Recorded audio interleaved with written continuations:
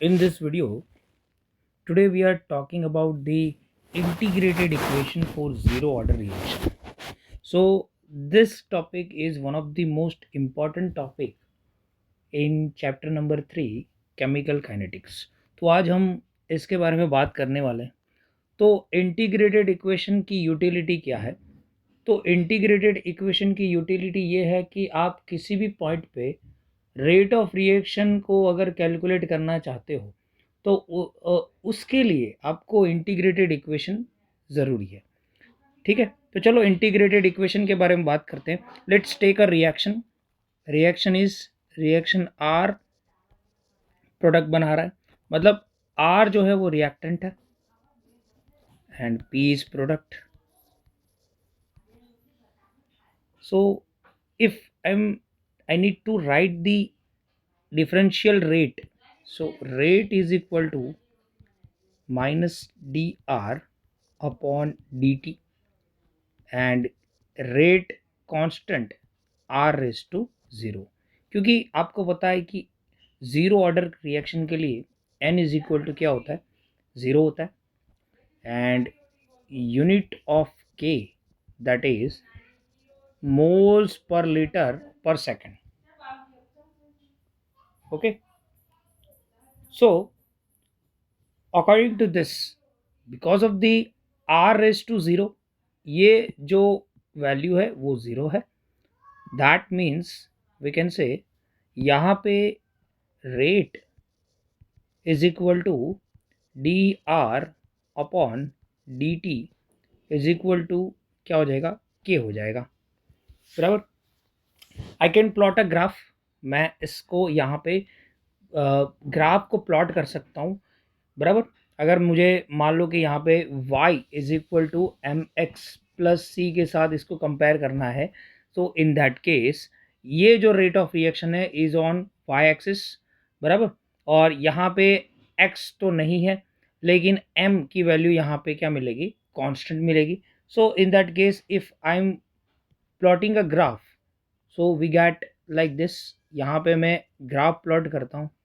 बराबर. तो मुझे कुछ ऐसा मिलेगा और ग्राफ जो मैं प्लॉट करूँगा, बराबर, so that is a straight line. ये कुछ ऐसा मिलेगा मुझे. ओके, तो यहाँ पे जो ग्राफ मिलेगा कुछ ऐसा मिलेगा. यहाँ पे मैंने लिया rate of reaction. Rate of reaction की जगह मैं ये जो पोर्शन है पूरा ये लिख सकता हूँ डी आर बाई, मतलब इसकी जगह मैं ऐसे भी लिख सकता हूँ D R by D T. मतलब माइनस तो डिसअपीरेंस के लिए होता है, बराबर, लेकिन ऐसे लिख सकते हैं. वर्सेस यहाँ पे मैं लिखूंगा टाइम. तो मैं यहाँ पे जो मुझे मिलेगा वो के बराबर ही मिलेगा. So this is the graph, बराबर, for the rate differential rate equation. अब क्योंकि मुझे इंटीग्रेटेड इक्वेशन लाना चाहिए, मतलब लाना है, तो इसके लिए मुझे क्या करना पड़ेगा. So I am taking integration. So for this मैं इस इक्वेशन को यहाँ पे लिखता हूँ. सो यहाँ पे मैं नेगेटिव को, बराबर, यहाँ पे इस साइड पे लिख रहा हूँ और dt को भी उस साइड पे ले जा रहा हूँ. सो माइनस के D t is in that case if I am taking integration, if let's take integration. Okay, so from 0 to t मैं यहाँ पे इंटीग्रेशन लूँगा. बराबर. Again 0 to t finite integration हम लेंगे यहाँ पे. So what about the integration. अगर इस केस में ऐसा होगा तो इस रिएक्टेंट के लिए R0 क्या हो जाएगा, R0 that is the initial concentration. ये होगा initial concentration. And what about R T. R T is the concentration at T time. So for the integration we can write this R T minus R0 is equal to, हाँ, इसके लिए आप अगर वो वाला equation लिखना चाहते हो वो भी लिख सकते हो. आर का होगा R0 से आर टी, बराबर. सेम यहाँ पे माइनस के डी टी का होगा 0 से लेके टी, बराबर. तो इसको हम लोग ऐसे लिख सकते हैं that RT minus R naught is equal to minus K T minus 0. So in that case, we get the equation RT minus R naught, that is KT. 0 निकल जाएगा. अब ये जो इक्वेशन हमें मिला है, ठीक है, ये जो इक्वेशन हमें मिला है माइनस के T, so this equation is again important. ये इक्वेशन जो है ये इम्पॉर्टेंट है, हाँ इम्पॉर्टेंट है. अगर आपको इसको प्लॉट करना है, बराबर, अगर आपको इसका ग्राफ प्लॉट करना है तो आपको क्या करना पड़ेगा, आपको अगर इसके ग्राफ को प्लॉट करना है तो मैं यहाँ पे एक बार लिख लेता हूँ, बराबर. Let's write the equation R T minus R not is equal to minus के टी. अब क्या कर सकते हैं हम लोग, ये जो है इसको इस साइड पे मूव करो, क्योंकि मुझे y is equal to m x plus c के साथ कंपेयर करना है. So y is equal to m x plus c के साथ कंपेयर करने के लिए R T is equal to minus के t plus R naught. Okay, then let's compare with y is equal to m x plus c. तो मैं इसको इसके साथ कंपेयर करता हूँ, तो ये आ जाएगा y एक्सिस पे, t आ जाएगा x एक्सिस पे. This is the interception. ये जो है ये है इंटरसेप्शन, बराबर. एंड x एक्सिस पे होगा t. This is the slope, बराबर, ये स्लोप है. तो स्लोप की वैल्यू जो है यहाँ पे माइनस के है. So according to this we can write this. अगर मैं इसका ग्राफ प्लॉट करता हूँ, ठीक है, सो व्हाट वी गेट, क्योंकि माइनस के है तो ऑब्वियस है कि यहाँ पे ये जो ग्राफ है that is the slope. Okay, ये कुछ ऐसे मिलेगा, मतलब आपने y एक्सिस पे रखा है RT को, तो मैं यहाँ पे लिख लेता हूँ RT, that is the concentration. और यहाँ पे है टाइम, तो मैंने यहाँ पे टाइम लिखा. इंटरसेप्शन जो है यहाँ पे दैट इज द इंटरसेप्शन. ये जो इंटरसेप्शन है यहाँ पे टच हो रहा है दैट इज द इंटरसेप्शन. वो होगा आपका initial concentration that is the R0. And the slope is equal to minus k. Okay, so this is the graph plotation of this equation. अब देखो ये जो ग्राफ प्लॉट मैंने किया है, ठीक है, ये ऑब्वियस है कि नेगेटिव में है, मतलब क्योंकि माइनस के है. अगर मैं मतलब प्रोडक्ट के लिए करूँगा तो सेम ग्राफ जो आएगा, ये क्योंकि कंसंट्रेशन के लिए है तो मैं यहाँ पे लिख सकता हूँ ग्राफ फॉर कंसंट्रेशन, बराबर. Graph is for reactant concentration of reactant, sorry, reactants. Okay, and what about the products. अगर मैं ग्राफ प्रोडक्ट्स के लिए प्लॉट करूंगा, okay, so in that case क्या होगा यहाँ पे, अगर मैं ग्राफ प्लॉट करूंगा प्रोडक्ट के लिए. अब देखो ये क्यों बता रहा हूँ मैं, क्योंकि ऑब्वियस ही बात है कि अगर आपको क्वेश्चन पूछा गया प्रोडक्ट के लिए तो आप कैसे ये करके आओगे, नहीं ना. तो इसीलिए क्या होता है, अलग अलग क्वेश्चन ट्विस्टेड पूछे जाते हैं.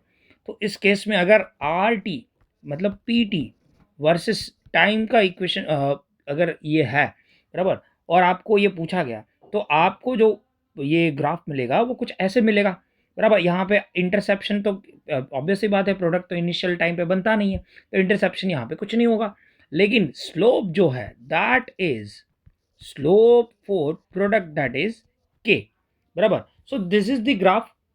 अब ये जो ग्राफ मिला है graph for concentration for product है, बराबर. लेकिन ये एक्चुअली में दोनों ग्राफ किसके लिए है, ये है हमारे जीरो ऑर्डर इक्वेशन के लिए. अब ये जो हमारा जीरो ऑर्डर का इक्वेशन बना है वो भी बराबर है, तो बराबर है. ओके, लेकिन क्योंकि न्यूमेरिकल की बात करें तो न्यूमेरिकल के केस में क्या होता है कि न्यूमेरिकल के केस में आपको क्या करना पड़ता है, माइनस के टी जो है उसको थोड़ा सा हम लोग क्या कर देंगे, प्लस के टी बना देंगे. मतलब आपके पास है R T minus R not that is minus के टी. तो इस के टी को मुझे प्लस करना है तो क्या करूंगा, मैं मल्टीप्लाई कर लूंगा, multiply whole equation by -1. So we get, अब देखो ये आर नॉट आगे आ जाएगा, आर टी ऐसे आ जाएगा और ये बन गया K T. Okay, so this is the equation. ये हमारा इक्वेशन जो बना है that is the integrated equation for we can say हमारा ज़ीरो ऑर्डर का इक्वेशन बना, बराबर। मतलब इसको आप ऐसे भी लिख सकते हो, R not minus R T upon T is equal to K, बराबर। So this is the equation. ये जो हमारा इक्वेशन बना है ये न्यूमेरिकल्स के लिए है। This equation is for our numericals, बराबर।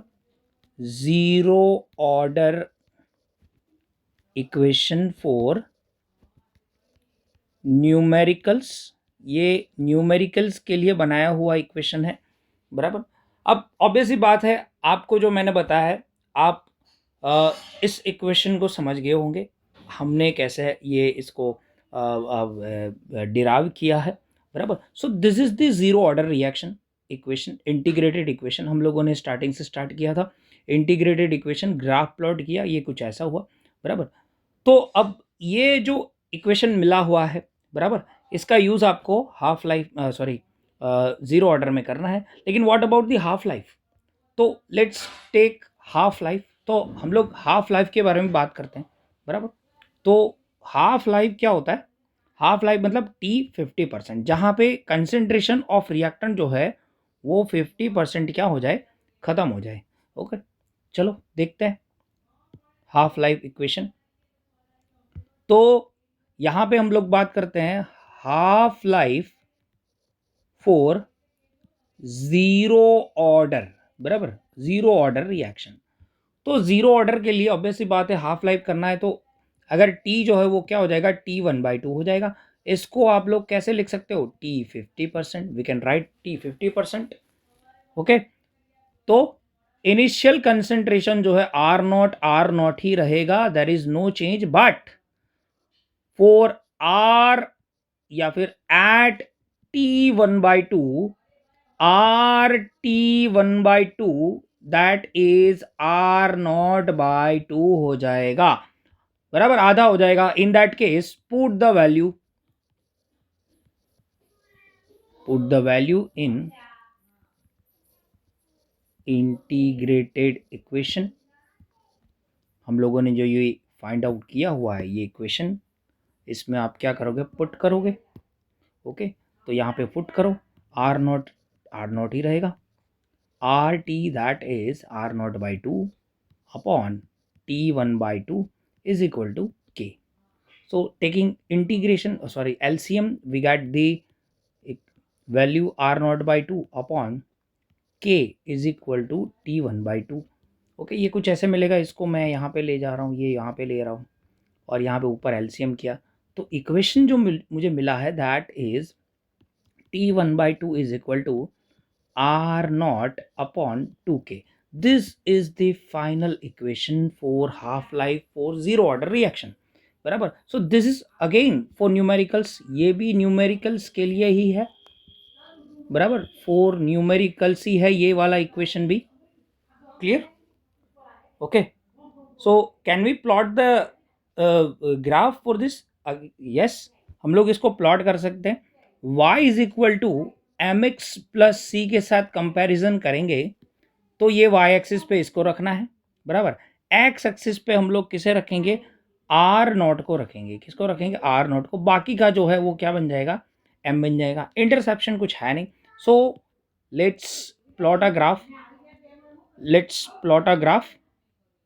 तो ये कुछ ग्राफ कुछ ऐसा होगा, ये मैंने ग्राफ प्लॉट किया। यहाँ पे y एक्सिस पे जो है मैं क्या रख रहा हूँ, यहाँ पे y एक्सिस पे मैं रख रहा हूँ टी 1/2 और यहाँ पे मैंने रखा आर नॉट, बराबर। So the graph is a positive graph, मतलब ये थोड़ा मतलब ऐसे बताया जाएगा कि ये इंक्रीज हो रहा है, तो ये कुछ ऐसा होगा।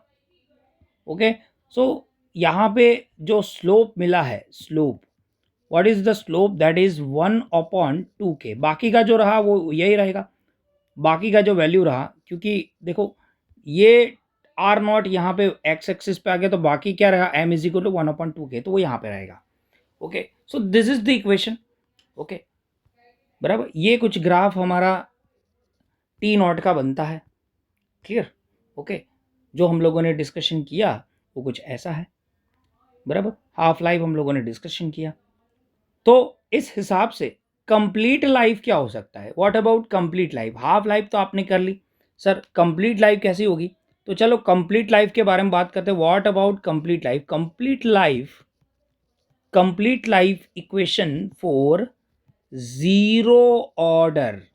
Okay, so what about complete life? तो देखो कंप्लीट लाइफ में कुछ नहीं है, सिर्फ कंप्लीट लाइफ मतलब T 100%, या फिर आप सिर्फ T लिख सकते हो. ये होता है T1/2 प्लस T1/2, बराबर. तो T1/2 आपको पता ही, अभी इक्वेशन हम लोगों ने किया, that is the R0/2K.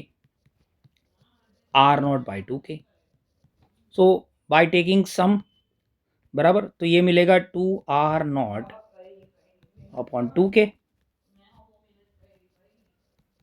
So T 100% is equal to R0/K. So this is the equation. ये हमें मिला. Clear? Okay, so this is for complete life. Okay, अब देखो यहाँ पे अगर आप दोनों फॉर्मूलेस को देखोगे, ये वाला फॉर्मूला और ये वाला formula, this formulas explain about the T half and T 100%, both for zero order reaction depend upon initial concentration, that is initial concentration, बराबर. ये इनिशियल कंसेंट्रेशन पे डिपेंड करते हैं. Okay, so this is the final equation जो हम लोगों ने देखा. आज हम लोगों ने ज़ीरो ऑर्डर रिएक्शंस के बारे में बात की. जैसे हम लोगों ने एक छोटी सी रिएक्शन ली थी, ग्राफ प्लॉट किया था. एक बार आप वापस से देख सकते हो कि हम लोगों ने क्या किया था, बराबर. एक इक्वेशन मिला RT-R0, फिर उसको प्लॉट मतलब इसके ग्राफ को प्लॉट किया, बराबर, रिएक्टेंट और प्रोडक्ट के केस में. फिर हम लोगों ने हाफ लाइफ देखा, हाफ लाइफ का भी प्लॉटिंग किया. फिर हम लोगों ने कंप्लीट लाइफ देखा, कंप्लीट लाइफ का भी प्लॉटिंग किया. ओके, तो अकॉर्डिंग टू दिस मैं यहाँ पे जो मतलब हम लोगों ने समरी की है, समरी ऑफ दिस लेक्चर, इसमें हम लोगों ने क्या देखा? तो फर्स्ट इक्वेशन जो देखा, that is RT-R0 is equal to -KT. अब इसकी जगह हम लोग क्या ये ले सकते हैं? तो हाफ लाइफ का इक्वेशन भी ले सकते हैं. हाँ, इसकी जगह हम लोग एक इक्वेशन और ले सकते हैं, R0 minus RT/T is equal to K. And half life की अगर बात करें, सो T1/2 और T 50%, that is R0/2K. Okay, और एक कंप्लीट इक्वेशन भी हम लोगों को मिला था T 100% का, that is R0/K. So this is this summary. आपको ये याद रखना है, ये इक्वेशन, ये इक्वेशन, ये इक्वेशन. ज़्यादातर फर्स्ट एंड सेकंड जो है वो वाइडली न्यूमेरिकल्स के लिए यूज़ होते हैं, बराबर. तो आपको ये याद रखना है. ओके, तो आज का जो लेक्चर है अभी हम लोग ख़त्म करते हैं, बराबर. हम लोगों ने आज ये 3 इक्वेशन के डेरिवेशन पढ़े, इसके ऊपर न्यूमेरिकल्स जो आते हैं, बराबर, वो बहुत ज़्यादा सिंपल होते हैं, ज़्यादा कुछ टफ नहीं होते. लेकिन आपको उसके लिए आपको क्या आना चाहिए? इक्वेशंस आने चाहिए. ओके, तो अभी हम लोग ये लेक्चर को ख़त्म करते हैं. नेक्स्ट लेक्चर में हम लोग मिलेंगे और it is all about the first order, जो जहाँ पे हम लोग फर्स्ट ऑर्डर की इक्वेशन के बारे में बात करेंगे. ओके, तो यहाँ पे मैं वीडियो क्लोज करता हूँ. अगर किसी को कोई कमेंट्स मतलब कि आपको कोई सजेशन पास करना हो तो आप लोग कमेंट कर सकते हैं.